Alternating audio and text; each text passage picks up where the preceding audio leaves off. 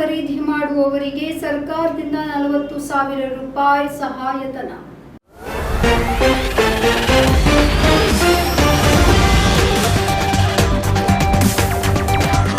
Electric scooter ಖರೀದಿಸುವ ಕಾರ್ಮಿಕರಿಗೆ ಮಧ್ಯಪ್ರದೇಶ ಸರ್ಕಾರ ಭರ್ಜರಿ ಸಿಹಿ ಸುದ್ದಿಯನ್ನ ನೀಡಿದೆ. ಈ ಸ್ಕೂಟರ್ ಖರೀದಿಸುವ ಕಾರ್ಮಿಕರಿಗೆ 40,000 ರೂಪಾಯಿ ಸಹಾಯಧನವನ್ನು ನೀಡುವುದಾಗಿ ಮುಖ್ಯಮಂತ್ರಿ ಮೋಹನ್ ಯಾದವ್ ಘೋಷಣೆ ಮಾಡಿದ್ದಾರೆ.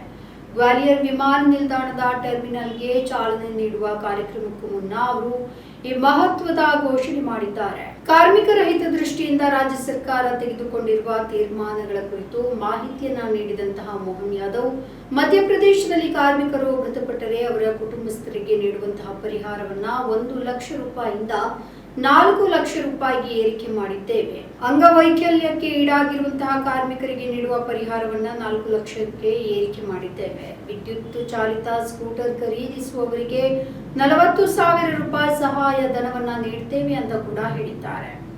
ದಿನಗೂಲಿ ಆಧಾರದ ಮೇಲೆ ಕೆಲಸ ಮಾಡುವ ಕಾರ್ಮಿಕರ ಮಾಸಿಕ ವೇತನವನ್ನ ಜಾಸ್ತಿ ಮಾಡಲಾಗಿದೆ. ಕೌಶಲ್ಯರಹಿತ ಕಾರ್ಮಿಕರಿಗೆ ನೀಡುವ ಮಾಸಿಕ ವೇತನವನ್ನ 11,450 ರೂಪಾಯಿಗೆ, ಅರೆ ಕೌಶಲ ಕಾರ್ಮಿಕರಿಗೆ 12,446 ರೂಪಾಯಿ, ಹಾಗೆ ಕೃಷಿ ಕಾರ್ಮಿಕರಿಗೆ 9,160 ರೂಪಾಯಿಗೆ ಏರಿಕೆ ಮಾಡಲಾಗಿದೆ ಅಂತ ಅವರು ತಿಳಿಸಿದ್ದಾರೆ. ಕಳೆದ ವಿಧಾನಸಭಾ ಚುನಾವಣೆಯಲ್ಲಿ ಬಿಜೆಪಿ ಗೆಲುವನ್ನ ಸಾಧಿಸಿದ ಬಳಿಕ ಮೋಹನ್ ಯಾದವ್ ಮಧ್ಯಪ್ರದೇಶದ ಮುಖ್ಯಮಂತ್ರಿಯಾಗಿ ಆಯ್ಕೆಯಾಗಿದ್ದಾರೆ. ಸಿಎಂ ಆದ ಬಳಿಕ ಅವರು ಹಲವಾರು ಜನಪರ ಘೋಷಣೆಗಳನ್ನ ಮಾಡ್ತಾ ಇದ್ದಾರೆ. ಕೆಲ ದಿನಗಳ ಹಿಂದಷ್ಟೇ ಟಾಟಾ ನೆಕ್ಸಾನ್ನ ಎಲೆಕ್ಟ್ರಿಕ್ ಕಾರ್ಗಳಿಗೆ ರಿಯಾಯಿತಿಯನ್ನ ಘೋಷಣೆ ಮಾಡಿದ್ರು. ನೆಕ್ಸಾನ್ ಇವಿ ಫೇಸ್ ಲಿಫ್ಟ್ ನ ಫಿಯರ್ಲೆಸ್ ಎಂಆರ್, ಎಂಪವರ್ಡ್ ಎಲ್ಆರ್ ಮತ್ತು ಎಂಪವರ್ಡ್ ಎಂಆರ್ ವೆಂಟೇರಿಯನ್ ಮೇಲೆ 50,000 ರೂಪಾಯಿಗಳವರೆಗೆ ರಿಯಾಯಿತಿಯಾದರೆ ಫಿಯರ್ಲೆಸ್ ಎಂಆರ್, ಫಿಯರ್ಲೆಸ್ ಎಸ್ಎಂಆರ್ ಮತ್ತು ಫಿಯರ್ಲೆಸ್ ಎಲ್ಆರ್ ರೂಪಾಂತರಗಳು 65,000 ರೂಪಾಯಿಗಳವರೆಗೆ ರಿಯಾಯಿತಿಗೆ ಲಭ್ಯವಿದೆ.